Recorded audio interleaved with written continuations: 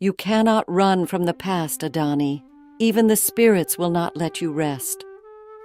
The old woman's voice echoed in Adani's ears as she stood on the edge of the Omo River, staring at her reflection. The face in the water was beautiful but weary, adorned with wealth yet hollow inside. She had everything: golden beads, cattle that roamed for miles, and the respect of her people. But deep within her soul, a shadow lingered, an unbearable weight in the shape of the child she had left beneath the sacred fig tree 20 years ago. The famine had come suddenly and ruthlessly, sparing no one. The Omo Valley, once green and abundant, had turned into a wasteland of cracked earth and empty skies. Adani was just 17, a young mother with a fragile newborn boy. Her body was weak, her calabash empty, and her milk had dried up. Every night the cries of starving children echoed across the valley like a haunting melody, and her own child's feeble wails grew softer by the day. One morning, with despair clouding her heart, she made the choice no mother should ever have to make.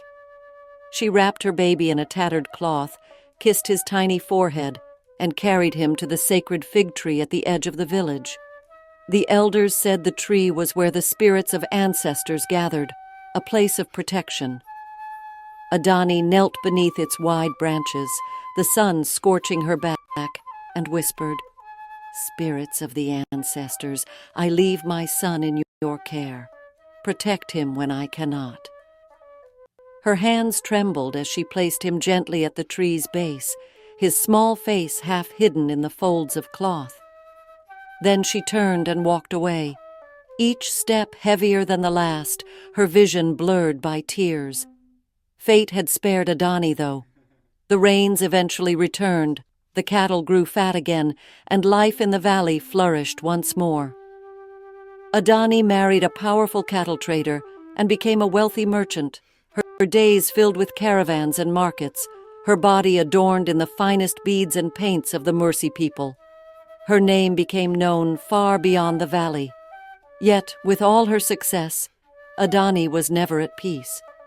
Each night she woke with a start, haunted by the sound of a baby's cry. Unable to bear the burden any longer, she decided to find him.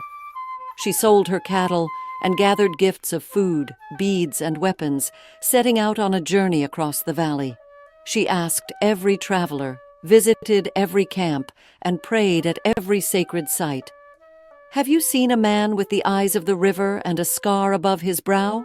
she would ask, describing the faint mark she had kissed on his forehead as a baby. Her search brought her to a distant village on the edge of the forest. The villagers spoke in hushed tones of a fearsome warrior named Torok, the leader of a band of fighters who struck terror into all who crossed them. "He is no ordinary man," one villager whispered. "His eyes are cold as the river at night, and his wrath spares no one." Adani's heart raced. Could this fearsome warrior be her son? She made her way to his camp, carrying her bundle of offerings, beads, food, and weapons balanced on her head. As she approached, the warriors stood still, their faces painted in ash, their spears glinting in the firelight. At the center of the circle sat Torok, a tall man with piercing eyes and a scar above his brow. Adani froze. She knew those eyes.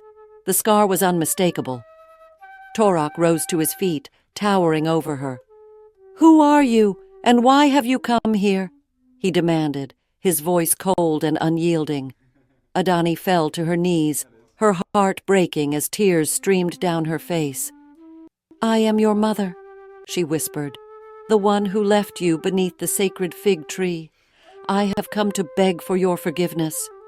The fire crackled between them, its light dancing across his sharp features. Torok's expression darkened as her words sank in. "You left me to die," he said, his voice filled with anger. "Do you know what I endured?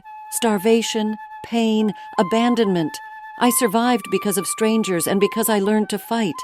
You gave me life only to throw it away." His words struck like a spear to her chest, but Adani did not leave. She remained in the village, determined to atone for her past. She worked for the people, cooking their meals, fetching water, and caring for their sick. She bore their insults and cold stares without complaint. The villagers called her the woman with the shadowed soul, but Adani's resolve did not waver. One day, when a rival tribe attacked the village, Adani did something no one expected. She stepped forward and offered herself as a hostage to save the village's children. Bound and dragged away by the enemy, she walked with her head held high, her heart steady. Watching her disappear into the forest, Torok felt a crack in the armor he had built around his heart. This was not the woman who abandoned him. This was a mother willing to sacrifice her life for others. Torok led his warriors into the rival tribe's camp. They fought fiercely, freeing Adani and driving the enemy away. As they stood together beneath the sacred fig tree where their story had begun, Torok looked into her tear-streaked face. "You carry the burden of regret," he said, his voice softer now, "but you have shown me the courage of love. You are no longer the woman who left me. You are my mother, and I forgive you."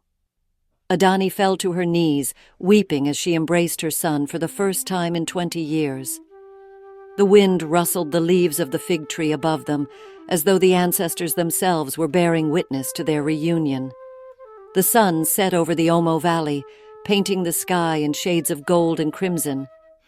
Mother and son walked side by side through the land that had once separated them.